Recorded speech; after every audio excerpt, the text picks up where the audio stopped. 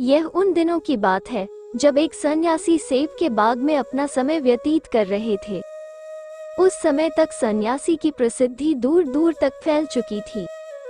लोग अपनी चिंताओं और समस्याओं का समाधान खोजने के लिए दूर दूर से सन्यासी के पास आते थे। ऐसे ही एक दिन जब सन्यासी सेब के जंगल में लोगों को उपदेश दे रहे थे तो एक आदमी अपने 24-25 साल के बेटे के साथ सन्यासी की ओर आ रहा था। जब वे उपदेश स्थल के पास पहुंचे तो सन्यासी ने उनकी ओर देखा और इशारा किया उनके पास बैठने के लिए। जब उपदेश समाप्त हो गया और सभी लोग चले गए, तब सन्यासी ने उस व्यक्ति को अपने पास बुलाया और बैठने को कहा। चारों ओर हरियाली थी, मौसम सुहाना था, तरह तरह के पक्षियों की आवाजें गूंज रही थी।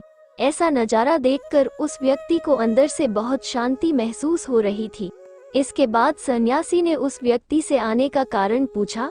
इस पर वह व्यक्ति बोला, हे महात्मा, मैं अपने बेटे को आपसे मिलवाने के लिए 2 दिन की लंबी यात्रा कर आया हूँ। यह मेरा इकलौता बेटा है और वह हर वक्त थका रहता है। ऐसा लगता है कि इसमें जान ही नहीं है। इसका स्वभाव भी काफी चिड़चिड़ा हो गया है। अगर हम इसे कुछ भी कहें तो ये हमारी छोटी छोटी बातों पर गुस्सा हो जाता है। इसकी देखने की क्षमता भी उम्र से पहले ही कमजोर हो गई है और उसके बाल भी सफेद हो रहे हैं। इतनी कम उम्र में बूढ़ा दिखने लगा है। मैं समझ नहीं पा रहा हूँ कि उसके साथ क्या हो रहा है। हे सन्यासी, मुझे अपने बेटे की बहुत चिंता हो रही है। वो अपने दिमाग पर बहुत अधिक तनाव लेता है, इसीलिए उसकी यह हालत है। सन्यासी ने लड़के को देखा, उसके चेहरे को देखा, उसकी आंखों को देखा, फिर उसके हाथों की नाड़ी भी जांची। ये सब अनुष्ठान करने के बाद सन्यासी ने उस व्यक्ति से कहा कि तनाव कोई भी नहीं लेना चाहता, लेकिन फिर भी यह तनाव व्यक्ति के दिमाग को दीमक की तरह जकड़ लेता है और व्यक्ति को पता भी नहीं चलता कि वो तनाव में है। लेकिन अगर व्यक्ति तनाव के कारणों को अच्छे से समझ ले और तनाव के बारे में एक पैमाना बना ले जिससे उसे पता चल सके कि वह कितना तनावग्रस्त है, तो वह इस समस्या का समाधान भी ढूंढ सकता है। सबसे पहले ये समझ ले कि तनाव क्या है। जब भी कोई व्यक्ति काम कर रहा हो लेकिन उसका मन कल्पनाओं में भटक रहा होता है, इसलिए उसके शरीर और दिमाग के बीच एक दूरी बन जाती है। ये दूरी जितनी अधिक होती है, व्यक्ति उतनी ही देर तक बेहोशी की स्थिति में रहता है और शरीर और मन के बीच के इस तनाव को ही तनाव कहा जाता है। आखिर पसंदीदा खेल खेलने के बाद इंसान ऊर्जा और खुशी से क्यों भर जाता है, जबकि वो अपने शरीर को थका चुका होता है। लेकिन समझने वाली बात यह है कि खेलते समय दिमाग और शरीर पूरी तरह से एक साथ खेल में केंद्रित होते हैं, जिससे शरीर और मन के बीच दूरी नहीं रहती और तनाव नहीं आता, और मन में कोई तनाव हो तो दूर हो जाता है। लेकिन इसके विपरीत जब हम कुछ ऐसा करते हैं जो हमें पसंद नहीं है, तो हमारा शरीर वह काम तो कर रहा है, लेकिन हमारा मन कहीं दूर कल्पनाओं में भटक रहा है, जिससे शरीर और दिमाग के बीच दूरी पैदा हो जाती है और तनाव पैदा हो जाता है। इसलिए ऐसा करना चाहिए, एक समय में केवल एक ही काम करना चाहिए और अपने शरीर और दिमाग की सारी शक्ति उसी एक काम में लगानी चाहिए, ताकि व्यक्ति के अंदर तनाव पैदा न हो। तनाव के सबसे प्रमुख कारणों में से पहला है अति महत्वाकांक्षी होना। महत्वाकांक्षी होना अच्छी बात है, लेकिन क्या आपने कभी गौर किया है कि उस आदमी का एक लक्ष्य पूरा नहीं होता कि वो दूसरे की ओर भागने लगता है। अगर दूसरा पूरा हो जाता है तो फिर तीसरे को, और इस प्रकार वह गोल गोल घूमता रहता है अपने जीवन में अपने लक्ष्य को प्राप्त करने के लिए। इसीलिए जो व्यक्ति अधिक महत्वाकांक्षी होता है, जो बड़े लक्ष्य निर्धारित करता है, वो कभी भी वर्तमान में नहीं रह सकता। उसका दिमाग हमेशा भविष्य की योजना बनाने में व्यस्त रहता है। उसका शरीर वर्तमान में रहता है, लेकिन उसका दिमाग भविष्य में रहता है, जिससे इंसान के शरीर के बीच दूरियां पैदा हो जाती हैं और वो तनावपूर्ण जीवन जीने लगता है। सन्यासी के मुख से यह बात सुनकर लड़के ने सन्यासी से कहा कि इसका मतलब है कि हमें लक्ष्य नहीं बनाना चाहिए, क्योंकि लक्ष्य निर्धारित करना भी महत्वाकांक्षा है। इसी बहाने सन्यासी ने कहा कि जीवन में लक्ष्य रखना कोई गलत बात नहीं है, लेकिन समस्या तब उत्पन्न होती है जब हम अपना सारा ध्यान उस लक्ष्य को प्राप्त करने के परिणाम पर केंद्रित कर देते हैं। व्यक्ति को वर्तमान में जीना चाहिए, एक लक्ष्य निर्धारित करें और उस लक्ष्य को प्राप्त करने के लिए कड़ी मेहनत करते रहें। लेकिन साथ ही आपको ये भी ज्ञान होना चाहिए कि आप अभी भी वर्तमान में जी रहे हैं और वर्तमान सत्य है। सन्यासी ने आगे कहा कि ईर्ष्या तनाव का एक और बड़ा कारण है। जब कोई व्यक्ति ईर्ष्या से भर जाता है तो उसका मन अंदर ही अंदर सड़ने लगता है। ईर्ष्या एक आंतरिक घाव है, यानी मन का घाव। इंसान के शरीर का घाव तो ठीक हो सकता है, लेकिन मन का घाव कभी नहीं भर सकता। इसलिए कभी भी दूसरों की उन्नति और खुशी से ईर्ष्या नहीं करनी चाहिए, क्योंकि ईर्ष्या तनाव का कारण बनती है। इसके बाद सन्यासी ने तनाव का अगला कारण बताया और कहा कि अरुचिकर काम भी मन में तनाव पैदा करता है। जो काम हमें करना पसंद नहीं है, उस काम में हमारा मन नहीं लग पाएगा। हमारा शरीर वही बैठ जाएगा, लेकिन हमारा मन कल्पना की उड़ान भरता रहता है, जिससे शरीर और मन के बीच दूरी पैदा हो जाती है और व्यक्ति तनावग्रस्त हो जाता है। इसलिए व्यक्ति को हमेशा अपनी रुचि के अनुसार ही कार्य करना चाहिए। यदि व्यक्ति ने ये तय कर लिया है कि उसे कौन सा काम करना है और वो उसी काम को अपने जीवन का लक्ष्य बना लेता है, तब वो काम उसके लिए काम नहीं बल्कि खेल बन जाता है। लेकिन दोस्तों, अपने जुनून को फॉलो करो, ये कहना कितना आसान है, लेकिन अपना सच्चा जुनून ढूंढना कितना मुश्किल है। क्योंकि आजकल ज्यादातर युवा सेलिब्रिटीज और सोशल मीडिया से प्रभावित हैं। वे किसी भी काम को अपना जुनून मानते हैं और फिर कुछ दिनों तक कोशिश करने के बाद उसे बीच में ही छोड़ देते हैं, क्योंकि यह उनका जुनून नहीं था, और इस तरह वे अपना कीमती समय और ऊर्जा बर्बाद करते हैं। तनाव का चौथा कारण है दूसरों से अपेक्षा करना। सन्यासी ने उस व्यक्ति की ओर इशारा करते हुए कहा, एक पिता के रूप में तुम्हें अपने बेटे से बहुत सारी उम्मीदें होंगी कि आपका बेटा बहुत सफल इंसान बने, आपका नाम रोशन करे और जैसा जीवन चाहे वैसा जिए, आपकी हर बात माने। लेकिन क्या आज तक किसी की भी उम्मीदें पूरी हुई हैं? जब भी कोई व्यक्ति दूसरे से कुछ अपेक्षा करने लगता है तो वह अनजाने में तनाव पैदा करना शुरू कर देता है खुद के लिए। जरा सोचिए, अगर आपका बेटा आपके मुताबिक काम नहीं कर रहा है और वह वैसा नहीं बन रहा है जैसा आप उसे बनाना चाहते हैं, तो निश्चित तौर पर तनाव आपके ऊपर हावी हो जाएगा।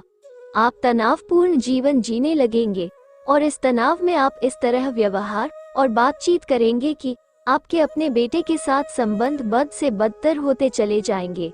इसलिए व्यक्ति को दूसरों से अपनी क्षमता से कम उम्मीदें रखनी चाहिए, और अगर आप पूरी तरह से तनाव मुक्त रहना चाहते हैं तो दूसरों से उम्मीद करना बंद कर दें।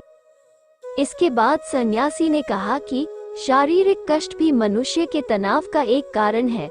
जब कोई व्यक्ति किसी शारीरिक दर्द से गुजर रहा होता है तो उसका पूरा ध्यान उस दर्द पर होता है और वह सारा दिन बस अपने दर्द के बारे में ही सोचता रहता है, जिससे उसका मन दुखद विचारों से भर जाता है और ऐसे में व्यक्ति तनावग्रस्त रहने लगता है। ये सब सुनकर वो व्यक्ति बोला कि हे सन्यासी, शारीरिक कष्ट किसी भी व्यक्ति को हो सकता है, तो क्या वो व्यक्ति जीवन भर तनाव में रहेगा? इसका उत्तर देते हुए सन्यासी ने कहा कि मनुष्य को ये समझना चाहिए कि हमारा जीवन दुख का आधार है। जैसे जैसे हमारा जीवन चलता है, बीमारियां आती हैं और फिर अंत में मृत्यु आती है। इसलिए बीमारियां मानव जीवन का अभिन्न अंग हैं। इससे कोई नहीं बच सकता। ये बस किसी के जीवन में समय से पहले आता है और किसी के बाद आता है, लेकिन सबके पास आता है। जब मानव मस्तिष्क इस बात को अच्छी तरह से समझ जाएगा तो तब उसे अपनी बीमारी के बारे में सोचकर ज्यादा तनाव नहीं लेना चाहिए, क्योंकि यह हमारे जीवन का अभिन्न अंग है और इसके लिए शारीरिक व्यायाम का अभ्यास करते रहना चाहिए और स्वस्थ जीवन शैली को भी अपने जीवन में जगह देनी चाहिए, जिससे उनका शरीर लंबे समय तक स्वस्थ रहकर ठीक से काम कर सके। तनाव का अगला कारण है अपनी योजनाओं को समझने के लिए समय न देना। कुछ लोगों के मन में यह विचार घर कर जाता है कि वे बिना सोचे समझे उस पर काम शुरू कर देते हैं और जब उन्हें उस काम में असफलता मिलती है तो वे तनाव से भर जाते हैं, क्योंकि उन्होंने उस काम को शुरू करने से पहले उस काम के बारे में पूरी जानकारी इकट्ठा नहीं की थी। किसी भी कार्य को शुरू करने से पहले व्यक्ति को उसके अच्छे और बुरे परिणाम के बारे में ठीक से विचार कर लेना चाहिए। व्यक्ति को ये भी अच्छे से सोचना चाहिए कि यदि यह योजना सफल नहीं हुई तो इसके बाद मैं क्या करूंगा। इसलिए व्यक्ति को अपनी योजनाओं को समझने के लिए पूरा समय देना चाहिए ताकि बाद में वही योजना तनाव पैदा न कर दे। तनाव का 7वां सबसे बड़ा कारण टाल मटोल है। आज का काम कल पर डाल देना। आपने ये कहावत तो सुनी ही होगी कि आलस्य मनुष्य का सबसे बड़ा दुश्मन है। मनुष्य अपने आलस्य के कारण आज के काम को कल पर टाल देता है और फिर टालना उसकी आदत बन जाती है। टाल मटोल करने वाले का काम कभी भी समय पर पूरा नहीं होता है और अगर किसी कारण से हो भी जाता है तो उतना अच्छा नहीं होता जितना हो सकता था और फिर यह बात इंसान के अंदर तनाव पैदा करती है। लेकिन आखिरी समय पर टालना या ना करना एक आदत है, इसलिए न चाहते हुए भी व्यक्ति बार बार इस आदत का शिकार हो जाता है और फिर काम को टालता रहता है और फिर जब काम की समय सीमा नजदीक आ जाती है तो वह उस काम को पूरा करने की कोशिश करता है। इसलिए तनाव मुक्त रहने के लिए व्यक्ति को काम को टालने की आदत को छोड़ना होगा और ये तभी संभव है जब लोग काम को समय से पहले पूरा करने का प्रयास करेंगे।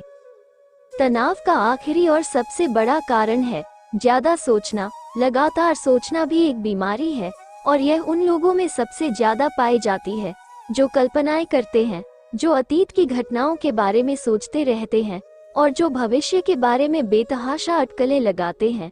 इसलिए व्यक्ति को ज्यादा सोचने की आदत पर अंकुश लगाना चाहिए। उसे जितना हो सके खुद को काम में व्यस्त रखने की कोशिश करनी चाहिए और प्रतिदिन ध्यान के अभ्यास को अपने जीवन का हिस्सा बनाएं।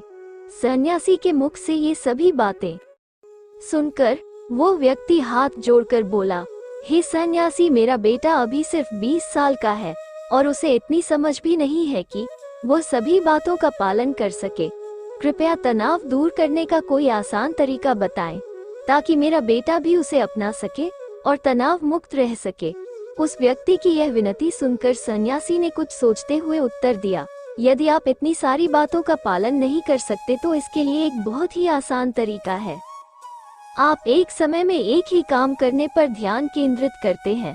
आप उस समय जो कर रहे हैं बस उसी पर ध्यान केंद्रित करें और यदि आपका मन भटकता है तो जैसे ही आपको याद आए अपना ध्यान उस काम पर लौटा दे।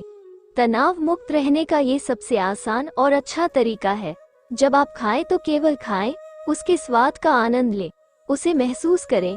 जब आप चलें तो अपना ध्यान केवल चलने पर केंद्रित करें। इससे आपका दिमाग और शरीर दोनों एक ही जगह पर केंद्रित रहेंगे। दोनों के बीच कोई दूरी नहीं रहेगी, जो तनाव का मुख्य कारण है। दोस्तों, आज की युवा पीढ़ी एक ही समय में 2 या 3 काम करने की आदी हो गई है, जैसे फोन पर बात करते हुए गाड़ी चलाना, खाना खाते समय टीवी देखना या फोन का इस्तेमाल करना। और फिर उनकी शिकायत रहती है कि मैं तनाव में रहता हूँ, मेरा मन बेचैन रहता है, मैं चिड़चिड़ा हो गया हूँ। जब कोई व्यक्ति एक समय में 3 काम करता है तो ये स्वाभाविक है तनाव उत्पन्न होना, क्योंकि दिमाग एक समय में एक ही काम पूरे ध्यान से कर सकता है, कभी भी एक ही समय में 2 चीजों पर पूरा ध्यान केंद्रित नहीं कर पाता। इसलिए जहां तक हो सके एक समय में एक ही काम को पूरे ध्यान से करने की कोशिश करें। दोस्तों, मुझे उम्मीद है कि आपको इस वीडियो से बहुत कुछ सीखने को मिला होगा।